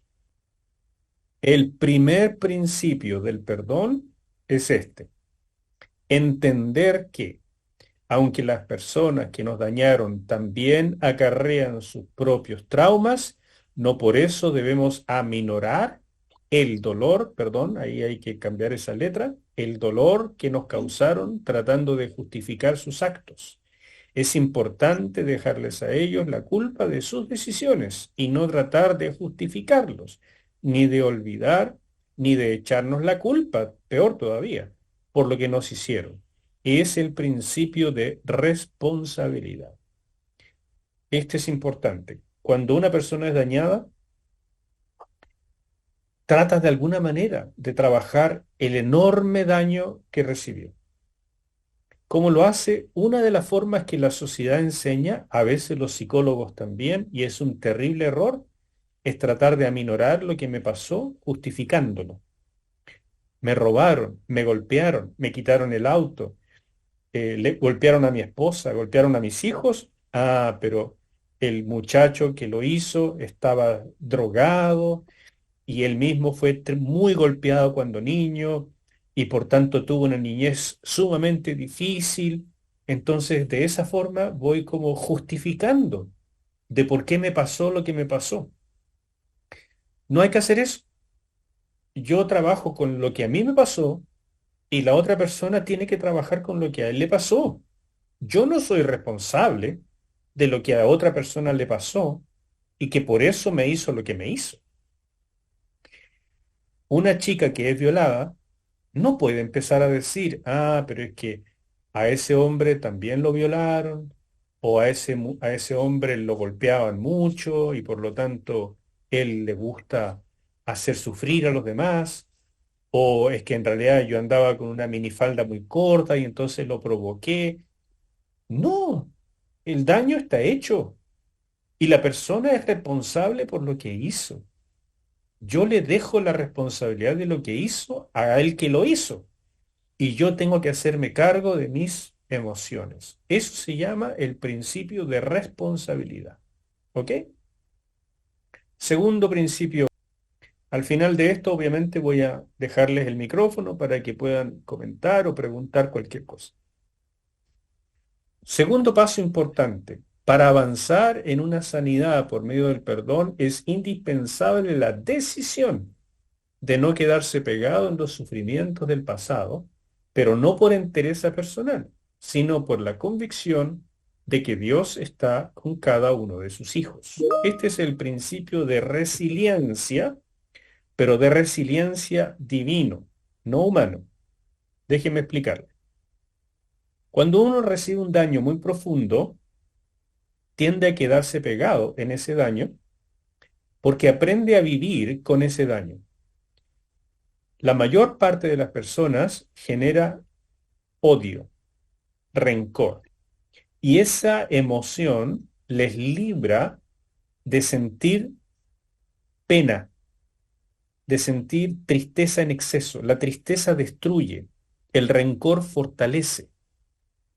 Entonces el rencor y el odio es una emoción más funcional para la mente, para el cuerpo, para el alma, que la tristeza. La tristeza te destruye, el odio te levanta, pero a la larga te destruye también. Entonces tenemos que quitar el odio, pero las personas van a preferir el odio que la tristeza. Y cuando han aprendido a vivir con el odio, no quieren enfrentar la tristeza porque es demasiado doloroso. Por lo tanto, no quieren salir de eso y se quedan pegados. Ese es un problema. Las personas que han sido dañadas necesitan querer hacerlo, querer sanar, tomar la decisión de no quedarse pegados. El caso de José es extraordinario porque él fue menospreciado por sus hermanos, fue vendido por sus hermanos, fue vendido en Egipto por el dueño, menospreciado por la esposa de Potifar. Todas esas experiencias el hombre pudo haber decidido, ya no sigo más, ya no sigo más. Lo único que hace la gente conmigo es destruirme, así que los odio a todos. Y se vuelve un asesino serial, por ejemplo, o se vuelve un psicópata. Eso es una reacción muy frecuente al daño permanente, al daño excesivo. Entonces se necesita esta decisión. Yo no quiero seguir viviendo así. Necesito salir. ¿Y por qué? No por la fuerza de uno. La resiliencia es esa fuerza del espíritu, del alma, de poder volver a intentarlo. Yo les recomendé hace un tiempo un libro de un judío que estuvo en campos de concentración. ¿Lo recuerdan? Ese libro es muy importante para entender el concepto de la resiliencia y creo que es vital saber que todos tenemos eso. Pero cuando Dios está con nosotros, Él nos puede imprimir una resiliencia mucho más poderosa, que es la que provoca el Espíritu Santo en nosotros. Y eso es lo que uno ve en la vida de José. Tercer principio. El futuro es de Dios. Por eso le puse en la foto anterior esa mujer, suponiendo que ha pasado por un dolor, pero que empieza a mirar hacia adelante. Cuando las personas se quedan pegadas es como que miran solo hacia abajo, ya no logran ver a los demás, no logran ver las posibilidades de la vida, del futuro. Bueno, esa mujer representa a alguien que empieza a levantar la cabeza y decir, me atrevo a salir de esta situación, a intentarlo de nuevo. Parte de esa resiliencia es entender este tercer principio. El futuro es de Dios y podemos estar seguros de que Él sabe lo que hace y lo que permite. Este es otro principio fundamental, o sea, la total confianza en la soberanía de Dios. Él es poderoso para cumplir lo que promete, es sabio para saber cuándo y cómo, es bondadoso y siempre quiere lo mejor para nosotros. Por tanto, nada es casualidad. Y si nos lleva a una experiencia de desierto, en la cual seremos probados en diversas áreas y en la cual será necesario aprender a esperar con confianza, entonces decidimos esperar en Él, pero no amargados, sino de buen ánimo, porque estamos seguros de que Dios nos ama y quiere algo bueno para nosotros. Este yo lo llamaría el principio de la fe en la soberanía de Dios. No se trata, hermanos queridos, cuando entramos en el proceso de perdón, de simplemente soltar al ofensor.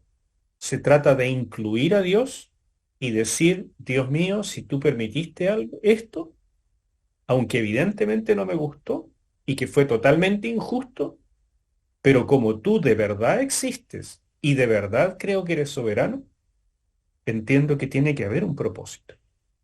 Y por eso espero hasta entender, espero con paciencia, espero con fe y no permito que mi alma se amargue. Cuarto principio. Este es el principio más importante del perdón. Perdonar es renunciar a la venganza y entregársela a Dios. ¿Se acuerdan que dijimos que la amargura es una venganza no efectuada? Bueno, cuando nosotros recibimos un daño injusto, la venganza es justa, es algo correcto.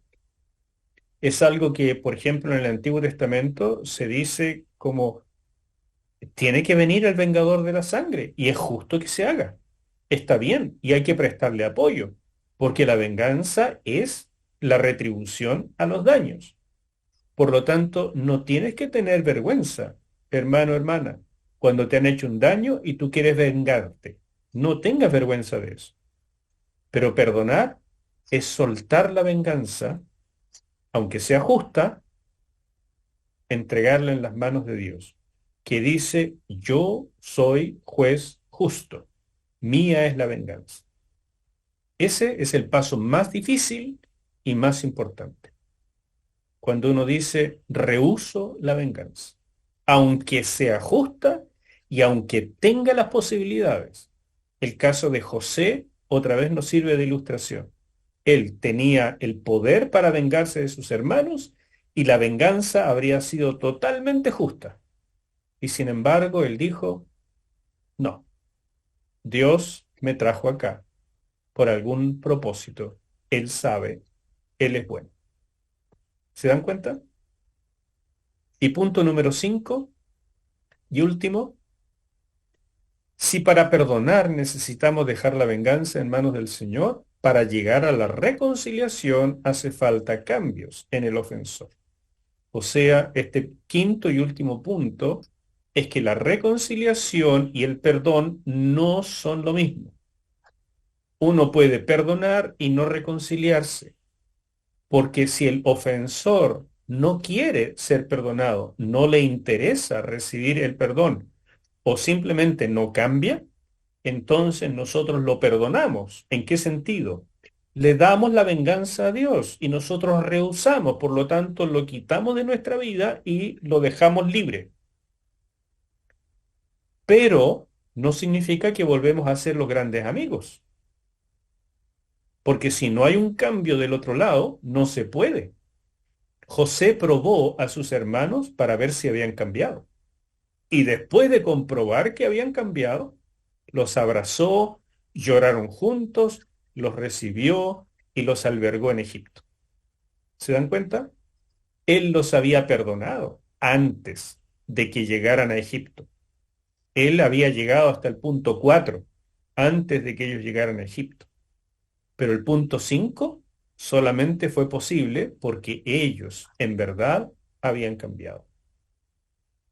Bueno, estos 5 puntos que los dije, por supuesto, también muy rápido, con algunas explicaciones, puede tomar muchas sesiones hasta que la persona está lista para soltarlo.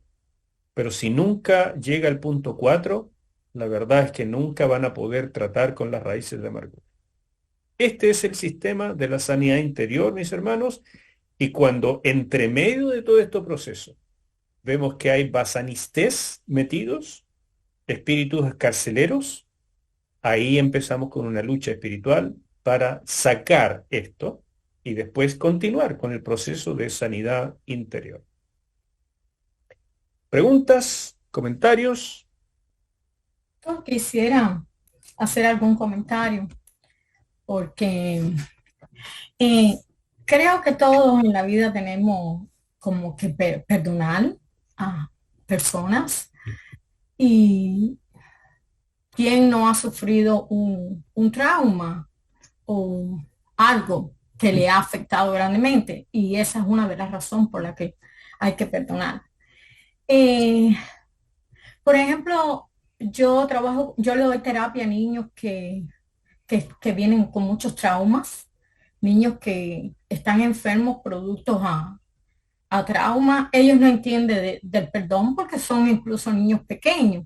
Nosotros lo entendemos porque hablamos de esas cosas, ya somos adultos, tenemos un conocimiento, quizás ya a partir de 14, 15 años, o quizás menos, ya incluso los niños entiendan qué es el perdón.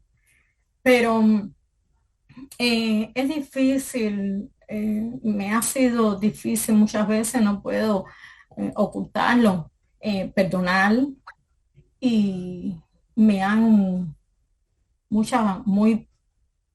me han como que dañado muy, muy cerca, incluso personas de la misma familia que le puedo llamar que sí son traumas porque han quedado en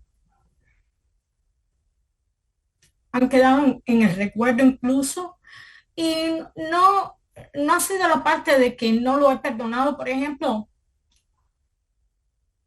mi papá, lo quiero muchísimo, es la persona, yo creo que después de Dios, la persona que más yo quiero, pero mi papá es una persona alcohólica que está enferma, y producto al alcoholismo, yo no estoy contando estas cosas a manera de dar mi vida información a las personas, pero para que vean cuánto cuesta el trauma. Y mi papá, por ejemplo, como yo les decía, yo lo quiero muchísimo. Después de Dios, mi papá es para mí la persona más querida y más importante en mi vida. Mi mamá murió aún cuando ella tenía 50 años, muy joven. Pero a pesar que lo quiero mucho, quedaron muchas cosas en mí que lo he perdonado porque lo quiero mucho, pero no dejo de pensar en las cosas que sucedieron cuando estaba tomado, los problemas con mi mamá, las faltas de respeto tan grandes, incluso con personas fuera de mi casa, con amistades. Y esas cosas sí crean un trauma, que es difícil. Es por eso muchas personas les es difícil perdonar a la familia. Ya les digo, no es el caso mío. Yo a mi papá no, es que creo que no tengo ni que perdonarle nada, porque lo quiero tanto que para mí yo creo que está todo justificado, aunque no lo es, porque ha hecho muchas cosas fea. Pero bueno, ese no es el punto. El punto es que cuando yo estaba leyendo lo que usted envió sobre la fe, el capítulo 17 de la página 150, me llamó la atención ahí algo que, y no solo me llamó la atención, me habló. Eso que usted mandó ahí me tocó y yo sé que el Señor me habló, porque dice que la falta de perdón puede ser un lastre que nos impide vivir la plenitud de las promesas de Dios. Es como estar detrás de una reja y observar de cerca el banquete servido sobre la mesa. Incluso podemos olerlo, pero es imposible llegar hasta sentarnos cómodamente y comenzar a disfrutar. Y entonces,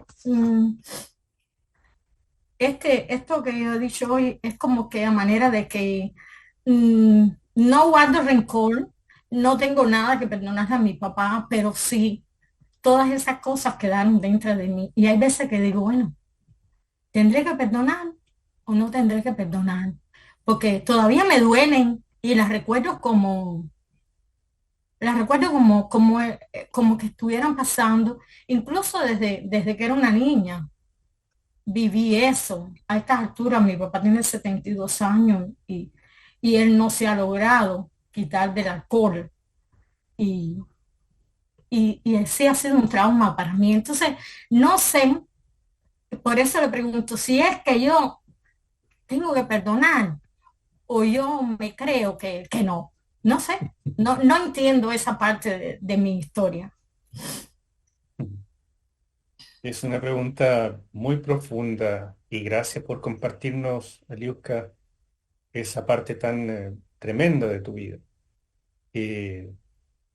No creo que sería responsable de mi parte simplemente aquí, delante de todo, decir un veredicto, algo así como si yo fuera un médico por internet, ¿no?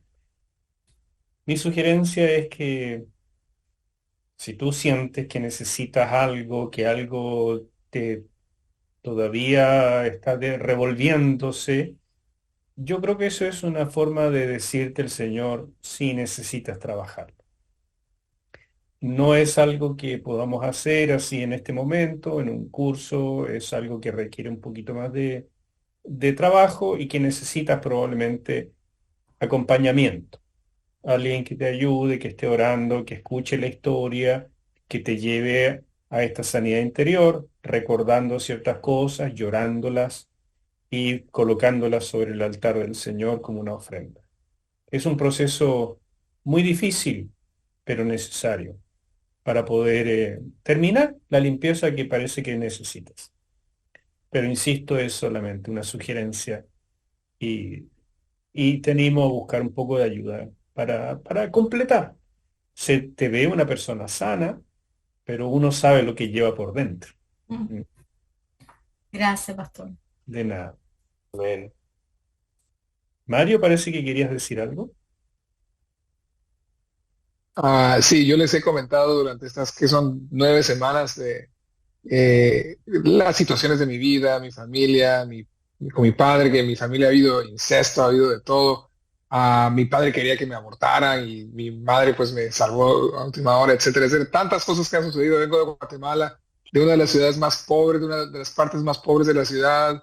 En fin, una de cosas que me han sucedido en la vida y tuve el corazón muy cerrado para el perdón y lo que me ha ayudado mucho es el Evangelio. Simplemente la soberanía de Dios, ese número 4 que mencionó Pastor, para mí es muy profundo que yo antes pensaba en mí mismo, pensaba, ¿cómo es posible que Dios deje que le pasen esas cosas malas a personas buenas? Como el cuestionamiento que muchos se hacen para no creer en Dios. Y yo decía, si yo desde niño yo era buen muchacho, ¿cómo es posible que me pasaron tantas barbaridades? O a mi mamá, que era buena persona. Y luego fui entendiendo que en realidad no hay nadie bueno, no hay una sola persona que es buena, solo Dios. Y la única vez que ha sucedido eso que yo mencioné, que algo malo le ha pasado a una persona buena, eso es en la cruz, hace 2000 años, en el Monte Calvario. Y que eso fue hecho, esa es la peor barbaridad que ha sucedido en la vida. Y eso fue tomado por un ser que por la única persona que no conocía pecado, no conoce pecado, que lo odia y lo llevó todo en sus espaldas por nosotros. Y y yo creo en esa soberanía, que Él tiene un plan tan divino, tan hermoso, tan bello para hacer eso, para el perdón de todos nuestros pecados, que cómo puedo yo decir que yo no voy a perdonar a alguien más. Eso es algo que a mí todavía me deja de boca abierta, y claro que me siguen pasando cosas hoy. De vez en cuando durante este proceso me he recordado de cosas que me han sucedido de niño, de adolescente, con las que todavía no estaba en paz, cosas que yo mismo he hecho, pero se me facilita mucho perdonar cuando me pongo a pensar y a de verdad vivir lo que Cristo Jesús hizo por nosotros en la cruz. Y si Él nos pudo perdonar, que cuando éramos sus enemigos, porque yo no voy a poder perdonar. Eso ha sido muy profundo en mi vida, y es el plan soberano de Dios, que vuelvo a eso y digo, bueno, es que la venganza es de Él. Eso es lo que Él me dice en su palabra, en su palabra, que la venganza es de Él. ¿Le creo o no le creo? ¿Cómo no le voy a creer a alguien que tiene un plan de toda la eternidad tan bello para perdonarnos? Básicamente en la cruz eso fue lo principal que Él hizo.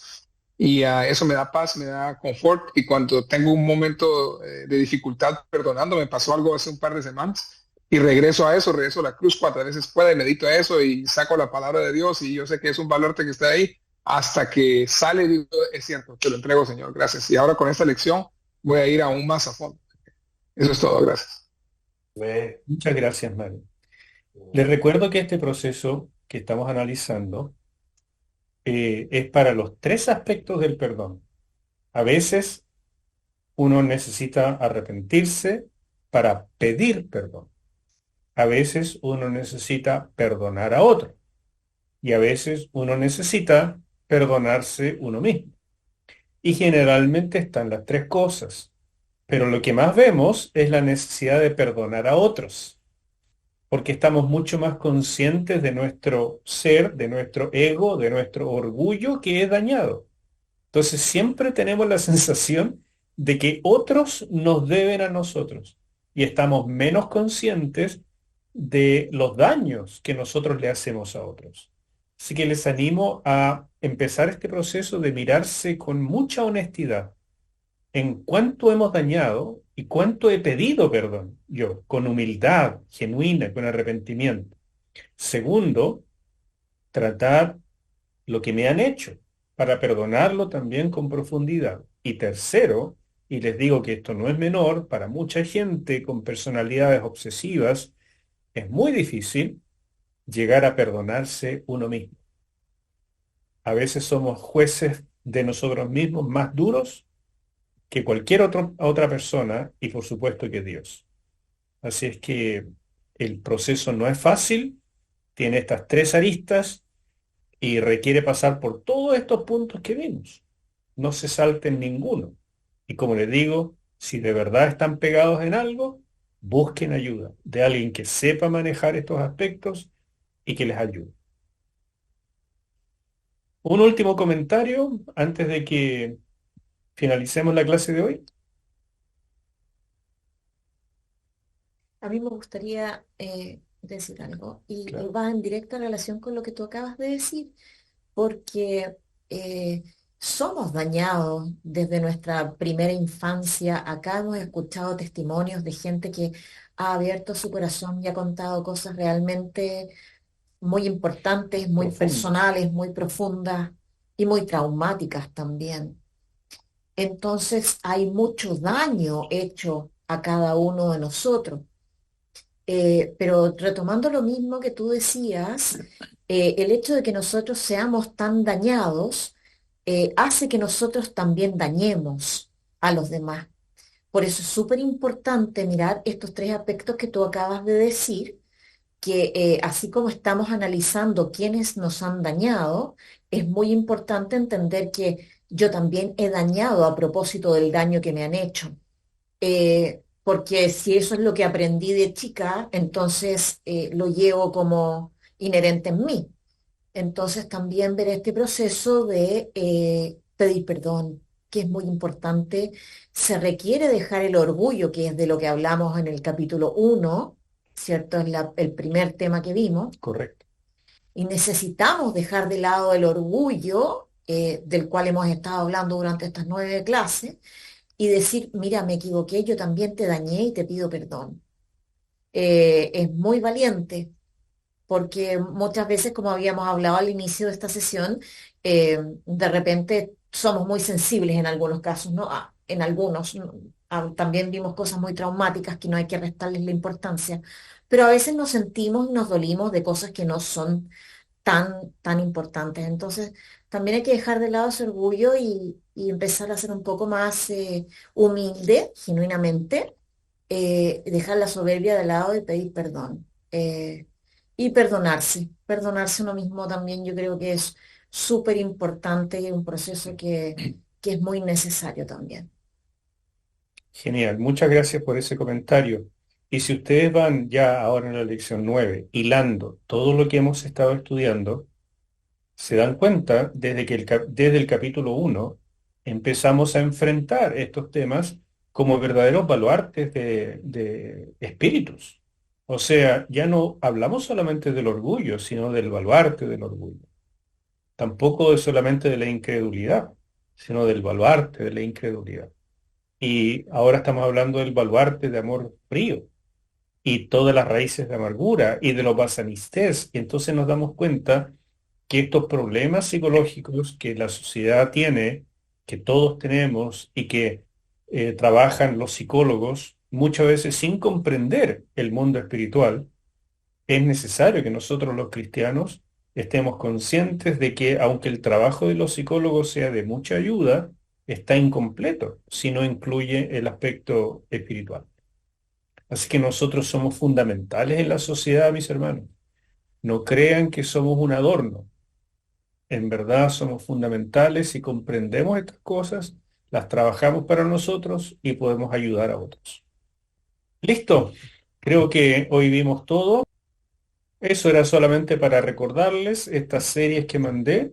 Ojalá las puedan trabajar. El tema de la desilusión con Dios es vital para el proceso de sanidad interior. De verdad, porque cuando uno se enoja con la gente, se enoja con el mundo, termina enojándose con Dios, y por eso es el título. Cuando uno vive como en esta desilusión con Dios. Escuchen esa serie con calma, disfrútenla y aprendan todo lo que necesitan. Solo para recordarle las tareas, Capítulo es lo 10. mismo de siempre, ¿verdad? Ahora con el capítulo 10 y por favor trabajen los artículos que le mandé, que más que artículos en esta oportunidad son estos resúmenes de los punteos y por supuesto sí el capítulo 10, 17 del libro de la fe.